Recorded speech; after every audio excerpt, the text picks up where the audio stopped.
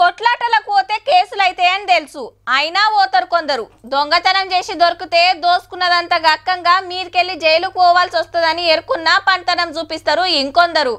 Wrong రూట్లో పోతే చలాన్ వేస్తారని తెలిసినా బండ్లు రైన దంచుతారు కొందరు. అట్లనే లంచం తీసుకుంటే దొరికితే సస్పెండ్ అయ్యి జైలుకు పోతామని ఎరుకున్నా అస్సలు మానరు పైసల రుచి మరిగినోళ్ళు. గీసారు సుత గసంటోడే ఉన్నట్టుండు.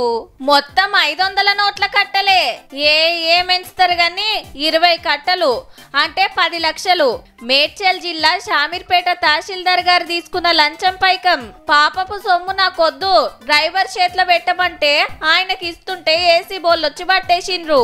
ఇంతకు గింత లంచం ఎందుకంటే ధరణిలో అప్లోడ్ చేయడానికి గాను మరియు పాస్ బుక్స్ ఇష్యూ చేయడానికి గాను అప్పట్ల 29 ఎకరాలు కొని రిజిస్ట్రేషన్ చేయించుకుంటే ఇప్పుడు ధరణిలకు ఎక్కిస్తానికి ఆసామిని లంచం అడిగిండట అయ్యగారు.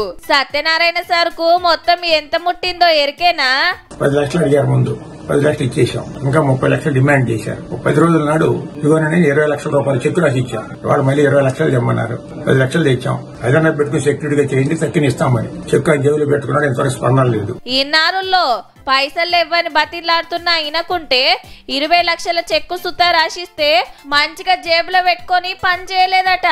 మొదలు 10 లక్షలు, నడుమ 20 లక్షల చెక్కు, ఇప్పుడు ఇంకో 10 లక్షలు, మొత్తం 40 లక్షలు.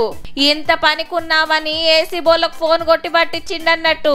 ఒక్క కాడనే గింత గుంజిండంటే ఏరేటోళ్ళ కాడ ఎంత తీసుకుండో మొత్తం ఎంత కూడేసిండో సారు. చూస్తుంటే మన శివబాలకృష్ణ గారి శిష్యుడే ఉన్నట్టు నడుపు.